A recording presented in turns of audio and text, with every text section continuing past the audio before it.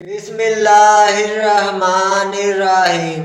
अस्सलाम वालेकुम। हम आपको आज मैदान करबला का ऐसा वाक़या सुनाने लगे हैं। इस वीडियो में आज हम बात करने वाले हैं हजरत इमाम हुसैन रजी अल्लाह अन्हा के घोड़े के बारे में। इमाम हुसैन के घोड़े का क्या नाम था, आपके पास ये घोड़ा कहाँ से आया, इस वीडियो में हम आपको इमाम हुसैन के घोड़े के बारे में तफसील से बताएंगे। साथ ही मैदान करबला में इस घोड़े की वफादारी का एक वाकया भी सुनाएंगे, जिसको सुनकर आपकी आंखों में आंसू आ जाएंगे। हमारी इस वीडियो को आखिर तक जरूर देखें। सबसे पहले हम आपको इमाम हुसैन के घोड़े का नाम बताते हैं। घोड़े का नाम जुलजना था। जुलजना को ईरान के बादशाह ने एक दफा नबी करीम सल्लल्लाहु अलैहि वसल्लम को तोहफे में दिया था।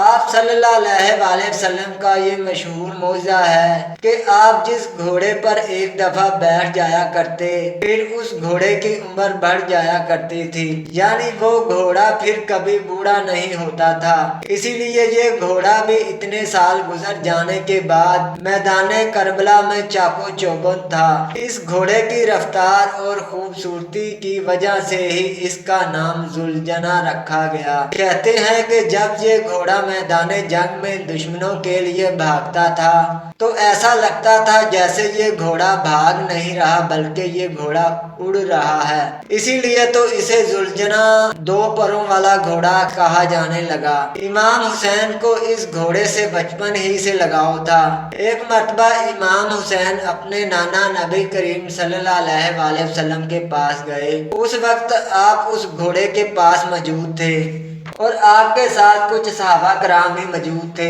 नबी करीम सल्लल्लाहु अलैहि वसल्लम ने जब अपने लाडले नवासे हजरत इमाम हुसैन को देखा तो बहुत खुश हुए। पूछा, क्या तुम इस घोड़े पर सवारी करना चाहते हो? इमाम हुसैन ने हाँ में जवाब दिया।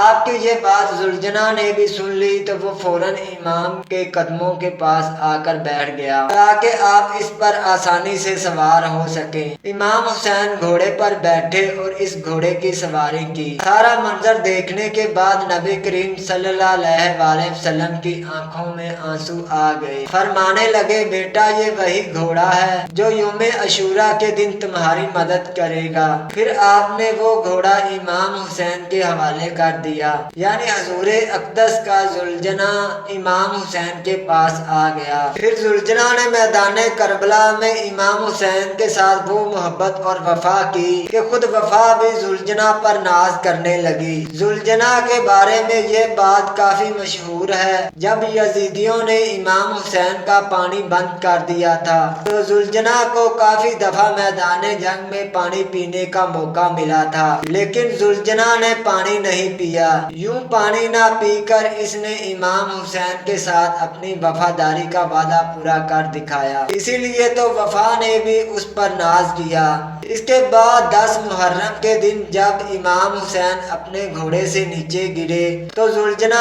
आपके साथ ऐसे खड़ा हो गया कि दुश्मन का हर तीर जुलजना के जिस्म पर आकर लगता था और इसने इमाम हुसैन की हिफाजत में ऐसा किरदार अदा किया। तीरों की इस बारिश ने जुलजना के जिस्म को छल्ली कर दिया। रवायात में मौजूद है कि जुलजना को इतने तीर लगने के बावजूद भी उसने 60 से ज्यादा दुश्मन को मौत के घाट उतार दिया। इसके बाद जब दुश्मनों ने इमाम हुसैन और इनके साथियों को शहीद कर दिया, ये घोड़ा इनकी लाशों के इर्द गिर्द चक्कर लगाता रहा, जोर जोर से चिल्लाने लगा। फिर जुलजना इमाम हुसैन के जिसमें अथर के पास आकर रुक गया और अपनी पेशानी को इमाम हुसैन के खून से तर कर दिया। फिर अपने पाँव को जमीन पर जोर से मारा, जिससे ऐसी आवाज पैदा हुई कि पूरे मैदान में सन्नाटा पैदा हो गया। ये देखकर दुश्मनों के पसीने छूट गए। उस वक्त उमर की नजर इस घोड़े पर पड़ी तो कहने लगा, इस घोड़े को मेरे पास लाया जाए। ये घोड़ा अल्लाह के रसूल के घोड़ों में से एक बेहतरीन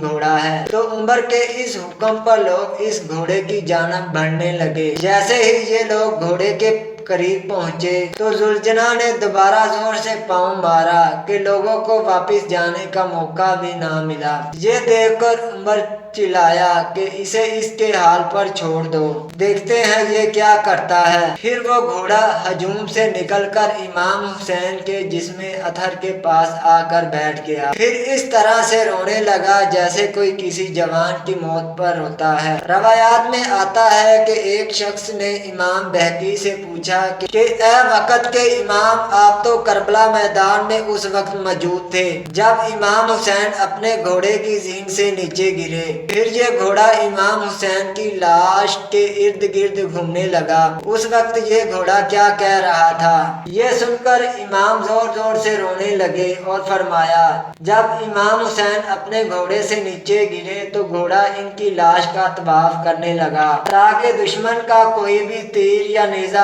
आपके जिस्म को ना छुए। दुश्मन की जानब से आने वाले हर तीर को जुलझना ने अपने जिस्म पर झेले और उसके जिस्म पर इतने तीर लगे, उसके जिस्म का कोई हिस्सा ऐसा ना था जहाँ से वो जख्मी ना हो। ऐसे में जुलझना चीख चीख कर ये कह रहा था, लानत हो तुम लोगों पर जो हजूरे अक़दस के नवासे को कत्ल कर रहे हो। तो उस शख्स ने दोबारा इमाम बहकी से पूछा, क्या वो घोड़ा उस वक्त कुछ और भी कह रहा था? तो इमाम बहकी दोबारा जोर जोर से रोने लगे और कहने लगे, उस वक्त ये घोड़ा चीख चीख कर इमाम हुसैन से ये कह रहा था, आप एक बार दोबारा मेरी पीठ पर सवार हो जाएं, मैं आपको इतना दूर ले जाऊंगा कि किसी भी जालिम का कोई तीर आपको छू ना सकेगा। ये सुनकर इमाम हुसैन ने जुलझना से कहा कि तुम खेमे में जाकर मेरे घर वालों को ये बता दो कि हुसैन अपने नाना के पास पहुंच गया है। ये सुनकर घोड़ा खेमों की तरफ भागने लगा